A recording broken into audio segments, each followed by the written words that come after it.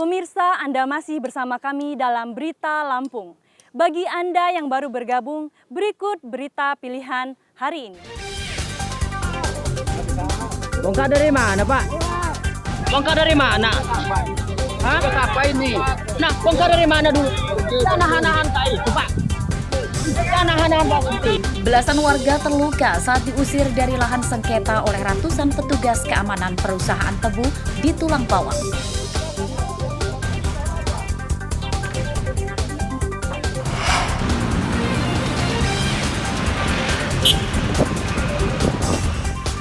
Warga dan petugas SPBU menolak aturan Pemprov yang akan melarang kendaraan menunggak pajak mengisi BBM di SPBU.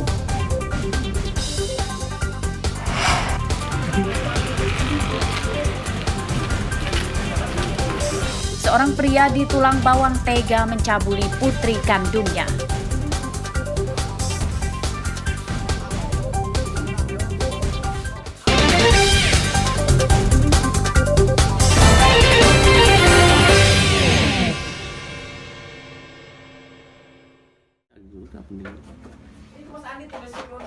Apa kabar harga kedelai?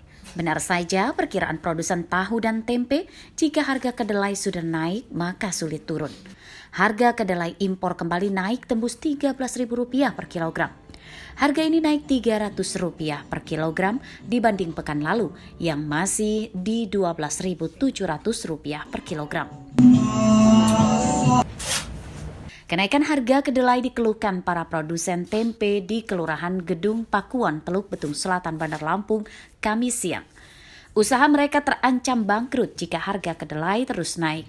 Untuk menyiasati usahanya tetap bertahan, para produsen mengurangi pegawai dan ukuran tahu dan tempe.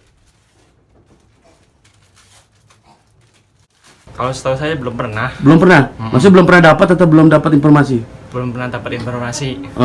Terus apalagi harga kacang kedelai makin naik. Bukannya berkurang makin naik.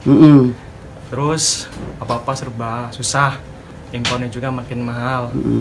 Jadi sama sekali belum dapat bantuan. Belum dapat bantuan sama sekali? Belum. Harga kedelai saat ini dikeluhkan produsen tahu dan tempe. Harga kedelai terus bertahap naik selama 2 tahun belakangan. Sebelum masa pandemi COVID-19, harga kedelai sekitar Rp8.000 per kilogram. Aris Susanto melaporkan dari Bandar Lampung.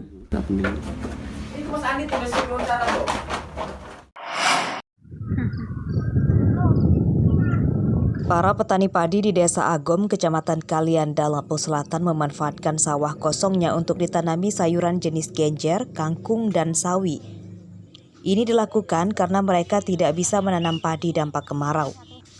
Musim tanam padi di daerah ini ditunda karena kekeringan.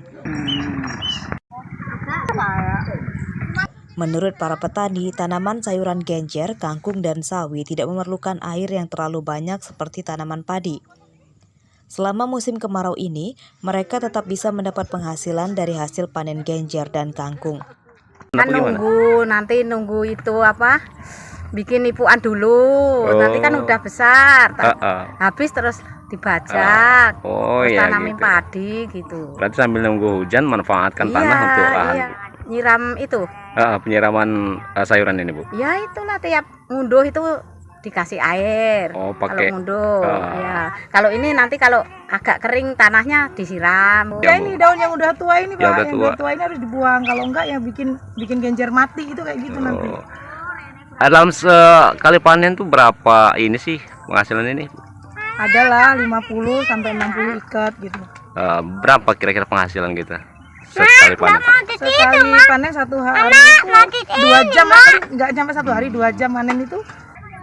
Tanaman sayuran di sawah ini akan diakhiri ketika hujan telah tiba, sebab tanaman sayuran tidak bisa terendam air banyak.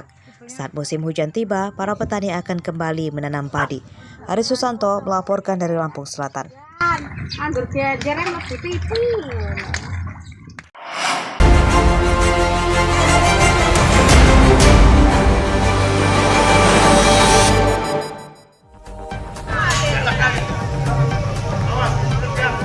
Kebakaran. Sebuah mobil angkutan kota atau angkot ludes terbakar di Jalan Sriwijaya, Kelurahan Kota Bumi Tengah, Kecamatan Kota Bumi, Lampung Utara, Jumat pagi. Kebakaran mobil menyebabkan warga sekitar panik sebab dekat dengan rumah. Supaya tidak menjalar ke rumah, mobil yang terbakar didorong warga ke tengah jalan. Kebakaran kemudian bisa padam setelah petugas damkar tiba. Menurut petugas, mobil angkot yang dikemudikan oleh Ridwan terbakar saat dalam perjalanan pulang usai mengantar pelanggannya ke pasar. Api muncul dari ruang mesin di bawah jok pengemudi.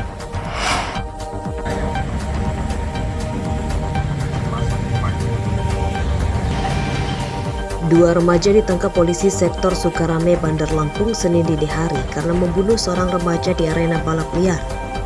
Tersangka berinisial JD dan RA, sementara korbannya bernama Raihan Palepidarma, 16 tahun, warga Tanjung Senang, Bandar Lampung.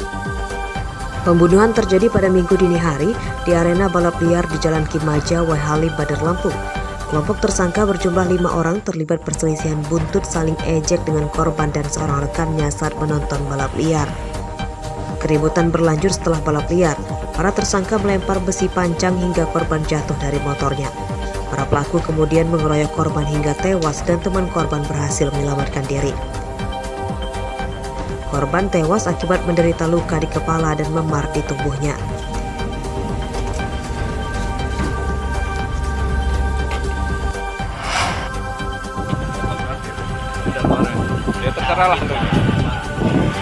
Komplotan pencuri mobil diringkus Polres Metro Senin siang. 4 tersangka adalah warga Bandar Lampung dan 2 lagi warga Lampung Selatan. Tersangka menyasar penjualan mobil yang dipasarkan di media sosial. Mereka berbagi peran. Ada yang mencari calon korban dengan berpura-pura menawar harga, dan ada yang menemui korban ingin membayar lalu berpura-pura akan mencoba mobil dan dibawa kabur. Menurut polisi, komplotan ini sudah mencuri mobil di Metro Pesawaran, Pringsewu, Lampung Selatan, Lampung Utara, hingga Sumatera Selatan. Untuk meyakinkan saat menemui korban, para pelaku menyamar sebagai polisi dan tentara. Tujuannya supaya korban memperbolehkan pelaku mencoba mobil yang pura-pura akan dibeli dan yang akhirnya dibawa kabur. Maling kesorenan nih. Kesorenan? Iya, sih sore kok, yes. Seorang pencuri gabah di pabrik penggilingan padi di Desa Sukoharjo 2, Kecamatan Sukoharjo, Pringsewu, Minggu malam terpergok pemiliknya dan ditangkap warga. Pelaku nyaris babak belur dihakimi massa yang kesal dengan ulahnya. Tersangka bernama Sukisno, warga Sukoharjo, Pringsewu. Oleh warga, tersangka kemudian diserahkan ke polisi. Tersangka mengatakan masuk ke pabrik penggilingan padi dengan cara merusak plafon. Ia nekat mencuri 2 karung gabah seberat 50 kg karena terlilit utang rentenir sebesar Rp500.000.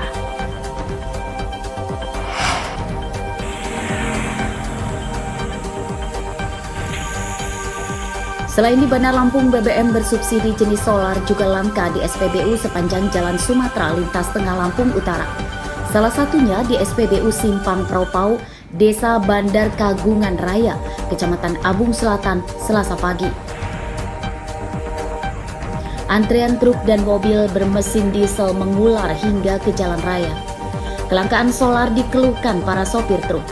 Meski penjualannya kini telah dibatasi dan diatur harus menggunakan kode batang atau barcode, namun solar tetap saja langka. Kelangkaan solar menyebabkan waktu perjalanan pengantar barang mereka terhambat sebab harus antre lama di SPBU. Para sopir truk bahkan terpaksa harus menginap di SPBU untuk mendapatkan solar. Para sopir truk tidak pindah ke SPBU lain karena di SPBU lain juga belum tentu menjual solar.